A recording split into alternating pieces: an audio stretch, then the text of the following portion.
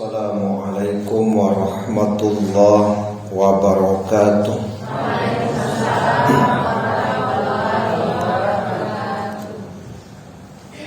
Hamdan wa syukran lillah, salatan wa salaman ala rasulillah. Ashhadu an la ilaha illallah wahdahu la syarika, wa ashhadu anna Muhammadan abduhu wa rasuluh, la nabiyya ba'da. Allahumma sholli wa sallim ala nabiyyina Muhammad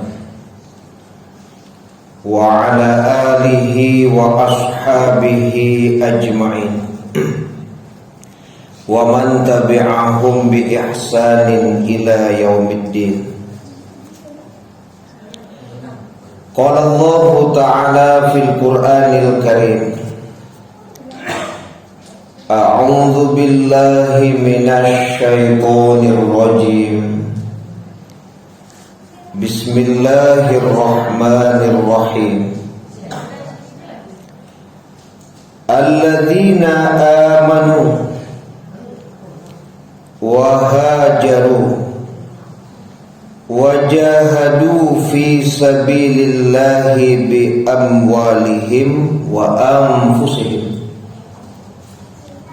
a'zamu darajatan 'indallah wa ulaika humul faizun. Orang-orang yang beriman dan berhijrah serta berjihad di jalan Allah dengan harta dan jiwa mereka adalah lebih tinggi derajatnya di sisi Allah. Mereka itulah orang-orang yang memperoleh keberuntungan. Surat At-Taubah ayat 20. Pengurus beserta Bapak Ibu jamaah maghrib yang dirahmati Allah, alhamdulillah, puji syukur kehadiran Allah Subhanahu wa ta'ala atas limpahan taufik dan hidayah Allah.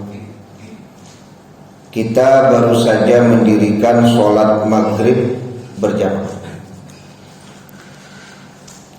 Kemudian selawat dan salam kepada Nabi kita Muhammad sallallahu alaihi wasallam, keluarga beliau, sahabat beliau, pengikut-pengikut beliau yang mengikuti beliau dengan ihsan sampai hari kemudian.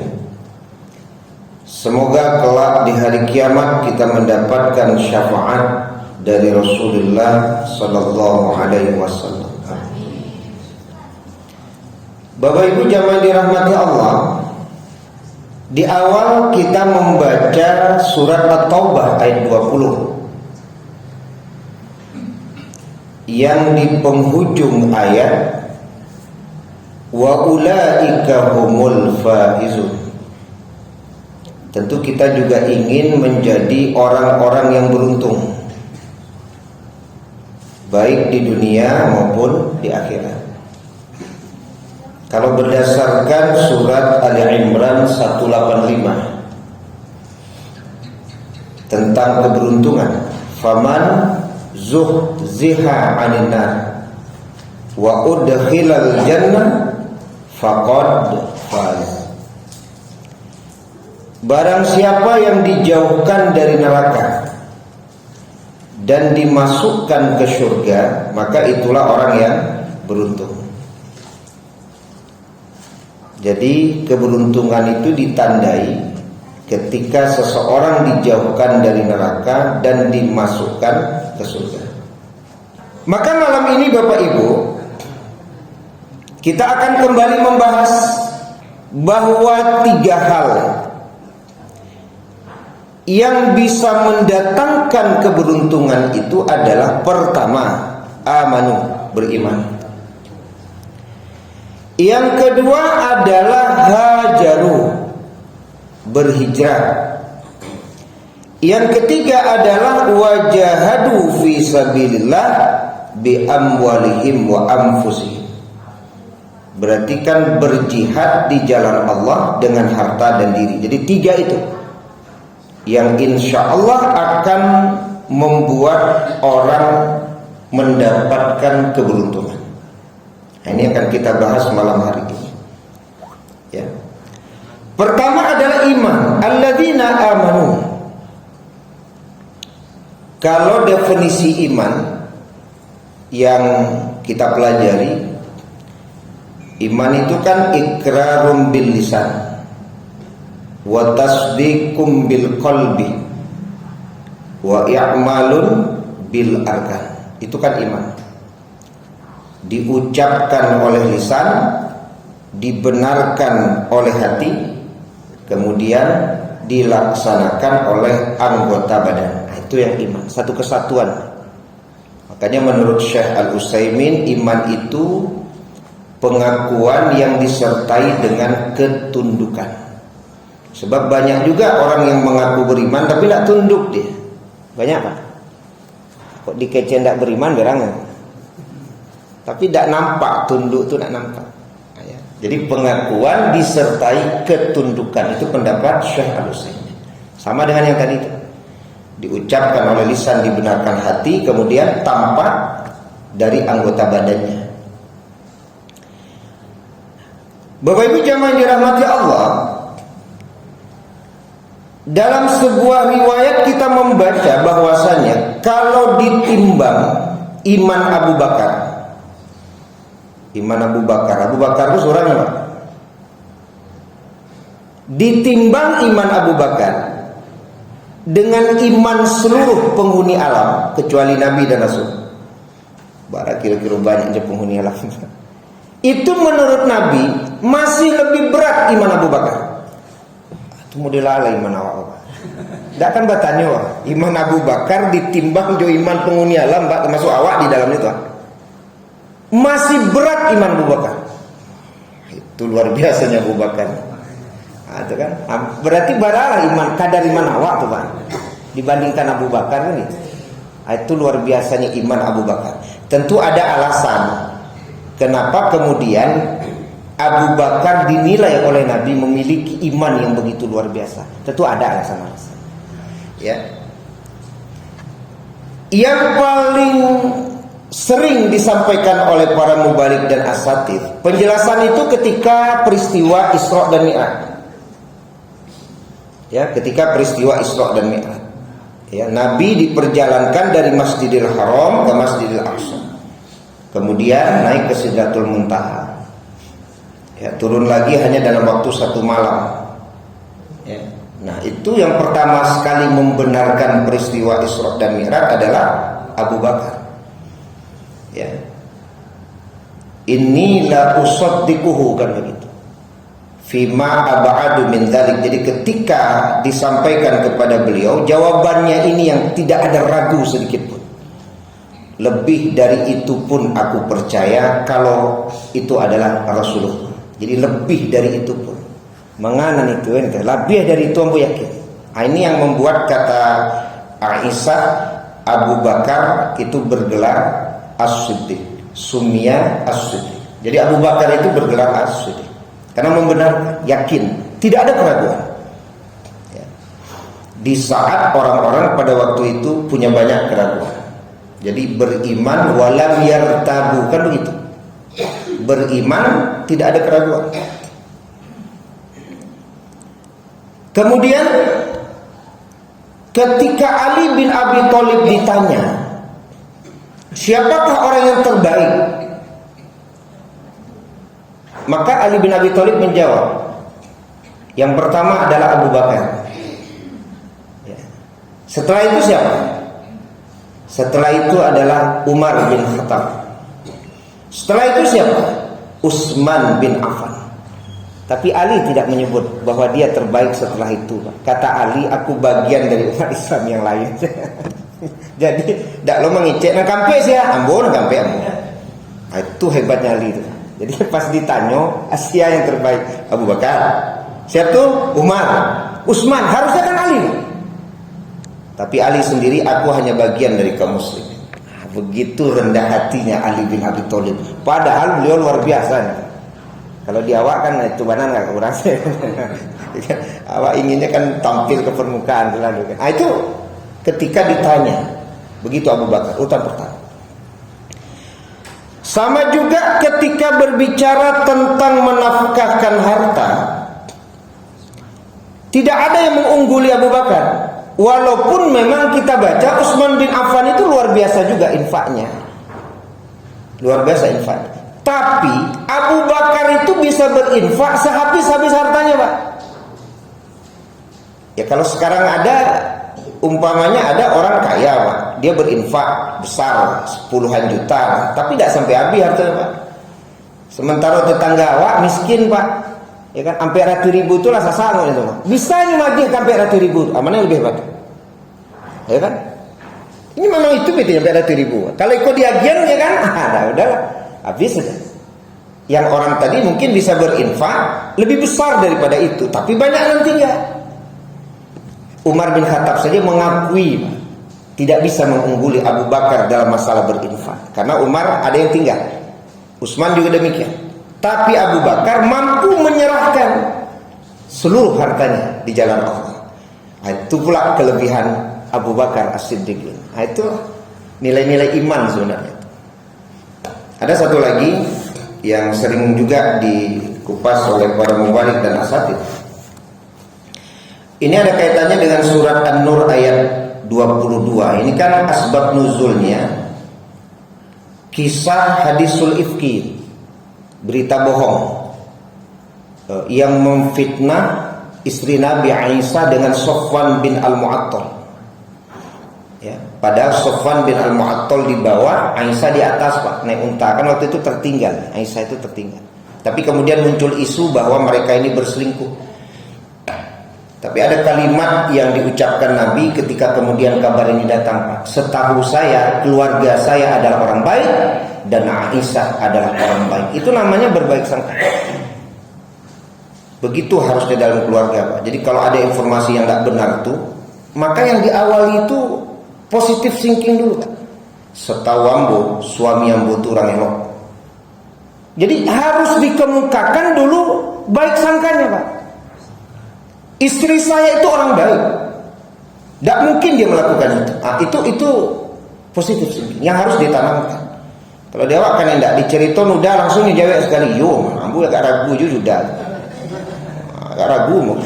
Yo, orang mengecek banyak sambung sekali. Ambo juga ragu Ustaz. Kadang parfum kalau macam-macam sebenarnya. Karena jadi apa dia terbawa ada gitu ya. Kalau Nabi enggak. Sudah ribut orang semuanya, Pak. Nabi mengatakan, yang saya ketahui keluarga saya adalah keluarga baik, bahwa istri saya adalah orang baik. Nah, setelah itu baru kemudian ya beliau selesaikanlah persoalan hadisul ifki ini sampai turunnya firman Allah. Nah, jadi Bapak Ibu jamaah dirahmati Allah, yang membuat Abu Bakar marah itu karena ada namanya Mistah bin Usasah, binti Usasah, Mistah. Mistah ini adalah orang yang selama ini dibantu oleh Abu Bakar, dibantu, Pak. Ya, kehidupan beliau dibantu. Tapi ternyata beliau ini ikut menjelek-jelekkan Aisyah, kan gitu ceritanya. Ikut menjelek-jelekkan Aisyah. Ya, sudahlah dibantu, satu lo memburuk-buruan, Pak. Nak kebiran juga tuh. Berarti kan orang tidak pandai berterima kasih kan, itu tidak tahu diuntung kan. Lah dibantu selama kok satu lo memburuk-buruan keluarga. Ya dulu mulai kurang, Pak. Maka Abu Bakar bersumpah bahwa dia tidak akan lagi memberi bantuan kepada Mistah itu, Pak. Bersumpah. Nah, turun firman Allah ini. Wala ya'tali ulul fadli minkum wassa'ah ayyutu ulil qurba wal masakin wal muhajirina fi sabilillah wal ya'fu wal yasfahu ala tuhibbuna ayaghfirallahu lakum wallahu ghafurur rahim. Dan janganlah orang-orang yang mempunyai kelebihan dan kelapangan di antara kamu bersumpah bahwa mereka tidak akan memberi bantuan kepada kerabatnya, orang-orang miskin dan orang-orang yang berhijrah di jalan Allah. Dan hendaklah mereka memaafkan dan berlapang dada. Apakah kamu tidak suka bahwa Allah mengampunimu dan Allah Maha Pengampun, Maha Penyayang? Jadi ketika firman Allah ini dibacakan kepada Abu Bakar, maka Abu Bakar lebih memilih ampunan Allah, kemudian kembali membantu Mistah. Ini luar biasanya Abu Bakar. Jadi kalau Abu Bakar bisa dia. Jadi kalau bapak ibu marah ke sana, padahal awaklah bantu ya, tapi ibu bapak kecewa, jangan kemudian menanamkan kebencian itu. Setelah itu tidak mau membantu lagi. Di awak banyak model itu, Pak. Kalaulah dikecewakan dun sana, memang tidak mau membantu dun sana, Pak. Karena dikecewakan tadi. Ya. Kalaulah disakiti gitu kan, tidak mau membantu lah. Padahal selama kau suka membantu, itu nanti masuk dalam kategori memutus silaturahim. Memutus silaturahim itu salah satunya apa? Kebiasaan memberi selama ini tidak dilakukannya lagi dengan sebab kemarahan, maka ini disebut memutus silaturahim. Ya, berarti memang sengaja dia memutus karena kemarahan tadi. Maka ini kelebihan Abu Bakar As-Siddiq. Nah, jadi Bapak Ibu jamaah dirahmati Allah, kalau berbicara tentang alladzina amanu di surat At-Taubah tadi, alladzina amanu, orang-orang yang beriman, maka orang-orang beriman yang beruntung itu adalah orang-orang yang mampu mewujudkan nilai-nilai keimanan dalam kehidupannya sehari-hari. Kan itu yang disebut Syekh Al-Utsaimin tadi, Pak. Pengakuan yang disertai ketundukan. Maka orang yang beruntung itu di situ, Pak. Ya kan? Jadi nilai keimanan itu yang membuat dia pemurah, membuat dia pemaaf, tidak pendendam. Ya kan? Yang membuat dia menjadi orang yang terbaik, bermanfaat. Jadi nilai iman itulah yang mewarnai kehidupannya sehari-hari, sehingga kemudian dia termasuk orang yang beruntung. Jadi memahami iman itu bukan sekedar kalimat tauhid la ilaha illallahnya tadi, Pak. Jadi nampak iman itu dalam keseharian orang tadi. Ya, sekali lagi Bapak Ibu, ya kalau kita contohkan kenapa iman Abu Bakar jadi berat tadi, karena luar biasa tadi kan. Tidak pendendam yang biasanya kita dendam kalau hal seperti itu. Pemurah, ya suka memberi. Itu adalah nilai-nilai yang ada dalam kehidupan yang dipengaruhi oleh iman. Nah, jadi kalau kita umpamanya masih pelit kepada orang, berarti masih ada nilai keimanan yang belum tuntas itu, Pak. Belum yakin kita bahwa dengan memberi itu keutamaannya besar. Dengan berbagi itu akan ada pahala dari Allah gitu. Sama dengan dendam tadi, Pak. Kenapa masih ada dendam? Karena tidak ada iman, Pak. Kalau ada keimanan, maka dia yakin dengan firman Allah bahwa yang terbaik itu apa? Memaafkan. Tidak ada dendam. Bagaimana mengatakan orang itu memiliki keimanan sementara dia tidak bisa memaafkan orang lain? Nah, di mana letak imannya? Bagaimana mengatakan keimanannya itu sempurna sementara dia benci kepada orang, kepada saudaranya? Jadi kalau berbicara iman itu luas deh cakupannya, tidak hanya sebatas sholat 5 waktu gitu. 5 waktu. Nah, inilah yang kita mencoba memahami dari apa yang disampaikan ulama. Kenapa orang beriman itu hidupnya beruntung? Karena seluruh aktivitas kehidupannya berada dalam yang diridhoi oleh Allah Subhanahu wa taala. Ya mudah-mudahan Bapak Ibu, ya ketika iman kita ditimbang nanti berat juga insyaallah. Mudah-mudahan kan itu. Dengan amal-amal tadi, Pak. Amal-amal tadi. Nah, itu iman yang pertama. Ya, alladzina amanu. Jadi tidak sebatas hanya tasdiqum bil qalbi saja. Ya. Ya kalau ditanya bagaimana keyakinan ibu tentang bersedekah atau berinfak, Ustaz, bersedekah itu besar keutamanya, berinfak itu gadang pahalanya. Bapak ibu nggak mau berinfak bersedekah, itu kurang lebih di rumah Ustaz. Nggak, ini contoh saja. Dia yakin secara lisan, tapi ketundukannya nggak ada. Maka menurut Syekh Al-Utsaimin dia belum disebut iman, karena iman pengakuan yang disertai ketundukan. Sama juga, yakin tak bapak sholat wajib? Oh iyalah, berdosa nak sholat. Bapak tak sholat pak, itu yang lu. Tunggulah dulu. Itu kan mengakui tapi tidak tunduk, ya kan? Ya umpamanya ibu bapak, apakah yakin bapak ibu menyakiti tetangga itu termasuk dosa besar? Oh yakin Ustaz. Tapi bakok disakiti juga tetangga, bakok jahit juga kedun sana tuh. Tapi yakin pak, jahit kau orang kok dosa. Itu kan pengakuan, yakin dia. Tapi tidak tunduk dia.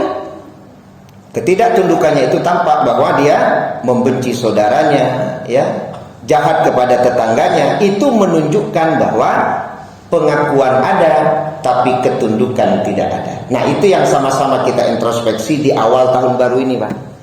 Jangan-jangan terlalu banyak pengakuan tunduknya kita. Kalau pengakuan kok jadi tanya Pak, ya, lapar di kepala sudah Pak. Cuman boleh jadi ketundukan terhadap apa yang kita akui itu lebih sedikit daripada apa yang kita akui. Itu yang bahaya. Ya, terlalu banyak yang kita akui tapi ketundukannya tidak tampak. Itu poin yang pertama dulu. Mudah-mudahan sekali lagi kita mengintrospeksi diri, ya. Mana tahu ya, dalam kehidupan kita banyak pengakuan-pengakuan yang belum disertai oleh ketundukan. Yang kedua disebut di dalam firman Allah ini, surat At-Taubah ayat 20, bahwa orang yang beruntung itu adalah hajaru. Hajaru itu kan hijrah, ya, hijrah.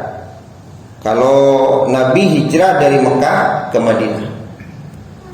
Jadi kalau kita hubungkan dengan hadis Nabi yang diriwayatkan oleh Imam Al-Bukhari dan Muslim berkaitan dengan hijrah, itu kan sangat erat kaitannya dengan niat, ya. Innamal a'malu binniyat. Sesungguhnya amal itu bergantung dari niat. Kalau hijrah itu sendiri apa? Kita baca dalam sebuah hadis, al-muhajiru man hajara manahallahu an.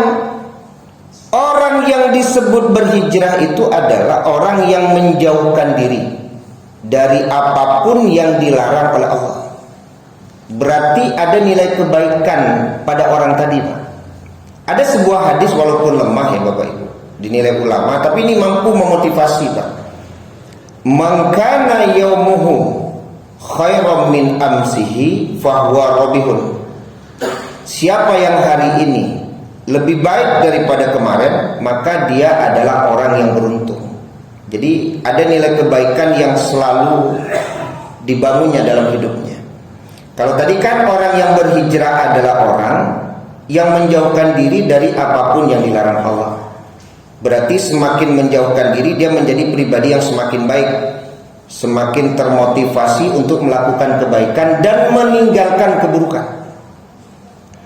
Ya. Jadi orang-orang yang berhijrah inilah orang-orang yang beruntung, yang setiap saat kebaikan itu selalu dia tebar Pak. Siapa yang hari ini lebih baik daripada hari kemarin, maka dia orang yang beruntung. Artinya tidak ada harinya tanpa kebaikan gitu. Nah, ini orang-orang beruntung Pak, selalu ada kebaikan. Boleh jadi hari ini memberi makan orang miskin, boleh jadi besok memberi sedekah kepada anak yatim, boleh jadi besok begini. Pokoknya tidak pernah berhenti gitu. Orang-orang yang seperti ini pernah kita bahas. Ada orang-orang yang memang bersifat pasif, kan itu yang kita bahas dulu. Tapi ada orang yang bersifat aktif. Kalau bersifat pasif, kesannya menunggu Pak. Bila orang minta bantuan, barunya bantu. Itu pasif itu Pak. Iya, kalau ada orang yang minta bantu ini, bedokan tidak ada minta bantu, itu tidak keluar bantuan mereka. Itu pasif. Ada orang yang aktif mencari orang yang butuh bantuan. Kita masuknya di mana? Di posisi pasif menunggu orang minta bantuan, atau di posisi Jadi aktif kita mencari orang yang butuh bantuan. Itu. Awak yang banyak menunggu Pak. Ya, kalau tidak ada mengaduan yang jalan. Piti kau tak simpan, tapi Pak. Piti disimpan-simpan banyak-banyak. Ya kalau tidak ada mengadu lah. Kadang-kadang di sananya tidak ada mengadu. Jadi selama orang tidak ada mengadu, Pak, tidak ada minta bantu, ini tidak mau membantu. Ini pasif ini Pak. Pasif itu. Kalau ingin aktif cari. Sebanyak ikut panti asuhan yang butuh bantuan. Sebanyak ikut masjid yang sedang membangun. Sebanyak ikut anak yatim yang butuh uluran tangan. Sebanyak itu dusanak di kampung yang hidup bangsa. Kan ditunggu tuh. Kok ditunggu lah seketeknya Pak. Ayo bilang kan itu. Ya kok lain nama lu nyoba bayu Jawa. Kok enggak Pak? Ya. Tapi harus aktif dia Pak. Itu yang aktif tadi. Ya. Aktif. Supaya kita termasuk orang yang beruntung tadi. Jadi kalau berbicara hijrah itu kan aktif itu. Tidak pasif. Ya. Jadi berbicara tentang hijrah ini kan bagaimana agar kita berubah menjadi lebih baik. Maka kalau kita baca hadis Nabi tadi tentang hijrah itu, innamal a'malu binniyat wa innamal likulli imri'in ma nawa. Sesungguhnya amal itu bergantung pada niat. Dan sesungguhnya setiap orang akan mendapatkan sesuai dengan niatnya. Sesuai dengan niatnya. Jadi kalau berbicara tentang hijrah, kan ada hijrah makani, ada maknawi. Kalau hijrah makani berpindah tempat. Kalau maknawi itu dia tidak berpindah tempat, tapi berubah menjadi lebih baik. Maka yang pertama itu kalau berdasarkan hadis Nabi, butuh niat. Niat itu akan memotivasi sebagai kekuatan lah bagi seseorang untuk melakukan kebaikan-kebaikan. Itu niat tadi Pak. Umpamanya ada orang yang bangun tengah malam Pak. Sepertiga malam terakhir gitu ya. Padahal itu kan waktunya cukup panjang. Lapai ke kamar mandi kan gitu. Lapang ai kete. Tapi tidak juga sholat tahajud. Kenapa itu? Karena memang tidak ada niat. Itu hebatnya niat itu. Kalau tidak ada niat, walaupun kesempatan itu ada Pak, dia tidak akan mampu menjadikan kesempatan itu sebagai sebuah kebaikan. Tidak mampu, karena niatnya tidak ada. Berapa banyak orang yang bangun tengah malam Pak, hanya sebatas buang air keteknya. Karena memang niat untuk tahajud itu tidak ada. Kalau Buya Hasyim Ar-Razi sampai kalimatnya keluar ya luar biasa. Kalau seperti itu sama dengan guguk, sama dengan meong deh. Aku tak kaji lu mendengar ceramah beliau nggak sama lo juga anjing. Maksudnya kalau nan itu kan jago malam pakai jamban. Seperti kan tidak ada nilai lebih waktunya. Ini kalau ingin ada nilai lebih itu kalau jago itu jangan ke jamban saya. Nah, itu maksudnya. Berarti kan ada sesuatu yang harus berlebih Pak. Awaklah jago kok. Lah tiba di kamar mandi. Kenapa tidak langsung ambil wudhu, kerjakan 2 rakaat ringan? Jadi kebaikan dia Pak. Ya kan balik lagi kepada niat tadi. Jadi kalau ada niat, kalau tidak ada niat, kesempatan selapang apapun itu tidak akan mampu berubah jadi kebaikan Pak. Tapi kalau ada niat, ya mangantuk bana atau Pak, payah bana mungkin dek kerajaan nan tahajud pun tak tiga juga. Karena dulu anak mengicik kadang-kadang ambu salut juga gaya ambu tu.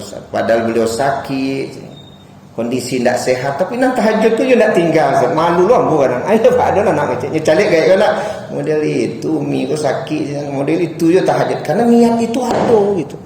Nan di awak niat itu yang tidak ada. Maka akhirnya kesempatan itu tidak bisa berbuah menjadi sebuah kebaikan karena niat. Ya, jadi niat berbuat baik. Kalau berbicara tentang niat berbuat tidak baik, ya kan ada niat berbuat baik, ada niat untuk berbuat tidak baik. Jadi kalau berbuat tidak baik, ada niat. Ya. Sesulit apapun, Pak, karena dia ada niat. Kalau tadi kan sebesar apapun kesempatan karena tidak ada niat, kebaikan pun tidak bisa dia lakukan. Kalau niat buruk, Pak, sesempit apapun kalau ada niat buruk, ya kerajaan juga. Itu bahayanya niat ini, Pak. Ya, itu bahayanya niat. Makanya kepatang waktu ada Perdana Menteri Jepang nak tembak tuh aku cek kawan lah model itu lapis penjagaan kan itu. Lah model itu penjagaan bisa aja yang tembak. Inyuk kalau ada niat, Pak. Ya, sesempit apapun peluang tuh, nyuk kerajaan, Pak. Itu hebatnya niat. Apakah dia niat kebaikan atau niat keburukan? Ya kalau niat kebaikan tadi, kalau ada itu kan hujan bana hari Pak, jauh bana jarak rumah, kalau memang ada niat capek tiba Pak, karena niat ada. Jadi hujan pun, lebat pun Pak, jauh pun tempatnya, kalau ada niat, bagi dia tidak ada masalah karena ada niat. Tapi kalau tidak ada niat Pak, ya di samping Mas Haji bana kadang-kadang bari itu tiba ke Mas Haji, itu contoh. Dah kira Mas Haji, tapi niat tidak ada, ya tidak tiba Mas Haji Pak. Padahal baralangkah mana tiba Mas Haji, tapi niat tidak ada. Jadi kalau berbicara hijrah, berubah ke arah yang lebih baik, supaya kita menjadi orang yang beruntung, yang pertama itu memang harus ada niat. Ya, tentu niat dalam kebaikan. Kalau saya contohkan tadi kan niat buruk ya, niat buruk pun bahaya, maka hati-hati Bapak Ibu. Karena kalau niat baik itu memang selalu digoda oleh setan sehingga kita berat untuk menjalankan niat baik itu. Tapi kalau niat yang buruk dimudahkan Pak. Dalam pengertian setan memang ingin kita terjebak dalam perangkap-perangkapnya. Maka memang ada doa, Allahumma arinal haqqa haqqa warzuqna tiba'ah wa arinal batila batila warzuqna ijtinabah, kan begitu. Ya Allah, tampakkan kepadaku yang benar itu adalah benar dan beri kekuatan kepadaku untuk mampu mengamalkannya. Dan tampakkan kepadaku yang batil itu adalah batil dan beri kekuatan kepadaku untuk menjauhinya. Jadi kalau berbicara hijrah ada niat dulu Pak. Ya, ada niat. Sama dengan Bapak Ibu ingin merubah anak, ada niat dulu. Kalau tidak ada niat tidak bisa Pak. Ada enggak niat Bapak Ibu ingin merubah anak supaya sholat, supaya bisa menghafal Al-Quran? Itu gaya sudah ada niat ke situ Pak, mau bisa merubah anak. Niat. Nah setelah niat baru ada aksi tadi. Faman kanat hijratuhu ilallah wa rasulih. Jadi niat itu diwujudkan dengan berhijrah. Ya, berarti harus ada tindakan nyata untuk mewujudkan niat. Kalau enggak, niat itu kan jadi angan-angan. Itu yang kita bahas. Dari Senin sampai Sabtu niat jago malam taruh Pak. Tidak jago-jago. Itu tidak niat namanya itu. Itu angan-angan namanya itu. Ya, kalau niat itu jago Pak. Itu dari Senin bapak jo niat, Selasa niat. Nyodek terbaca hadis Nabi, kalau niat itu kan tertulis tetap di sisi Allah seperti sholat. Niat itu pasang. Tidak bisa, itu angan-angan. Jadi niat itu harus ada wujud aksinya itu, tindakan nyata. Itu baru nanti bisa disebut hijrah tadi, berubah ke arah yang baik. Ya, kalau tidak sulit ya. Ya, jadi ada tindakan nyata. Apakah dengan cara memaksa ya, sekalipun dengan cara dipaksa, ya, supaya tindakan nyata itu bisa Pak merubah. Jadi umpamanya orang tua ingin merubah anaknya sholat Pak. Dia sudah punya niat bahwa anak saya ini harus sholat. Lalu tindakannya bagaimana Pak? Sesuai dengan hadis Nabi tadi. Ya, kalau sudah berusia 10 tahun dia pisah tempat tidurnya. Kalau tidak sholat dia pukul anaknya. Itu berarti dia ingin ada hijrah itu dalam kehidupannya. Ya kan? Jo lambek-lambek tak namu jo menggari anak bersolat Pak. Tentunya lapie lah. Ya dalam pengertian mendidik, artinya malapie di bagian bawah. Itu termasuk aksi itu Pak, tindakan. Itu kadang-kadang kan indah. Inya menginginkan anaknya berubah menjadi anak yang baik, tapi tindakannya itu bukan tindakan yang memaksa tadinya. Padian saya Pak. Ya sekali dua kali indah aja nyanyian yang saya kayak Pak. Biasa lah. Kalau dapat hidayah besok lah sholat kondak tu kemang aja lah. Itu gimana akan mewujudkan hijrah itu? Jadi kalau memang perlu dipaksa hijrah, baik terhadap diri kita maupun terhadap keluarga kita, ya paksa Pak. Paksa. Ya kan? Wa idza balagha asharus sinin fadribu wa farriquhu fil madaji. Itu kan pemaksaan itu Pak. Kalau sudah berusia 10 tahun, pisahkan tempat tidurnya, pukul dia. Jadi kalau ingin ada perubahan, kalau perlu dipaksa, ya paksa. Ya kan? Iko agak takut memaksud ini. Atau akhirnya kan tidak muncul kebaikan-kebaikan itu. Kalau memang perlu dibuat, seorang suami juga begitu. Kalau memang perlu memaksa istri berbuat baik, ya paksa. Nah, jadi Bapak Ibu jamaah dirahmati Allah Subhanahu wa taala. Jadi makna hijrah itu berubah ke arah yang lebih baik. Jadi ada niat, ada tindakan nyata, kemudian nanti ada namanya istiqomah. Jadi kalau istiqomah itu mampu merubah kita menjadi pribadi yang baik. Istiqomah itu kan konsisten ya Pak. Terus menerus saja. Ya, dan angin-angin ci ayam misalnya. Jadi istiqomah. Insya Allah itu bisa. Sama dengan anak Pak. Kan ada lo gaib kok kadang tibu anak dak solatnya berang. Beko tibu dak solatnya dak berang. Itu nyago dia nak Pak. Karena ndak istiqomah. Ini kalau istiqomah tuh asalkan tahu anak dak solat berangan Pak. Iko ndak tibu di zuhur. Oh berang Pak. Abis tibu di asar. Ini senyum-senyum dah. Amak senyum. Iko bisa berang. Bah lo berang gaib model tuh. Ini kalau berang kok konsisten sehingga tapak paham dia nak asalkan tinggal solat gaib kok berang. Kok enggak? Kamu tidak sholat, tenang aja lah mama. Ini kadang-kadang papa ini marah, kadang-kadang enggak. Hanya awal nyago Pak. Banyak orang kayak benar, ya kan? Jadi tidak istiqomah. Jadi perlu keistiqomahan. Kemudian terakhir baru nanti yang namanya adalah memohon kepada Allah. Ya, karena kan tidak mungkin ikhtiar kita itu akan berhasil kalau tidak ada pertolongan dari Allah. Itu yang doa tadi.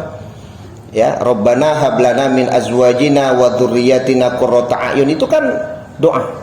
Ya, doa. Nah, supaya nilai-nilai kebaikan itu tetap ada. Kemudian yang terakhir, wajahadu fi sabilillah bi amwalihim wa anfusihim. Orang yang berjihad di jalan Allah dengan harta dan diri mereka. Ini kan tadi sudah disinggung juga sedikit.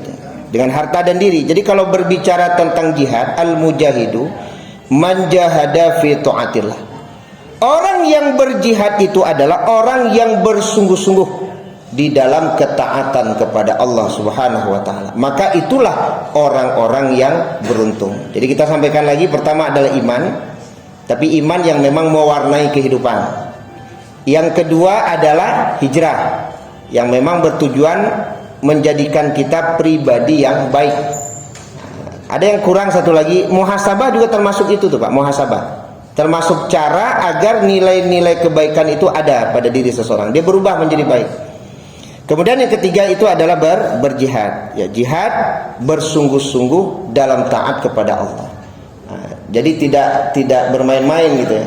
Apalagi seperti ibadah sholat yang memang menjadi amalan pertama yang kelak akan dihisab di hari kiamat.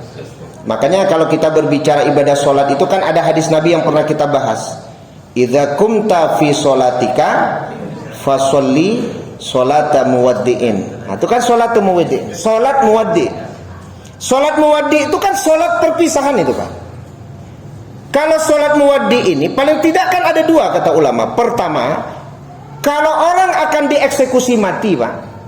Ya, saya minta waktu sedikit. Dieksekusi mati jam 10. Maka yakinlah isanya itu akan menjadi sungguh-sungguh, karena dia tidak akan bertemu dengan subuh.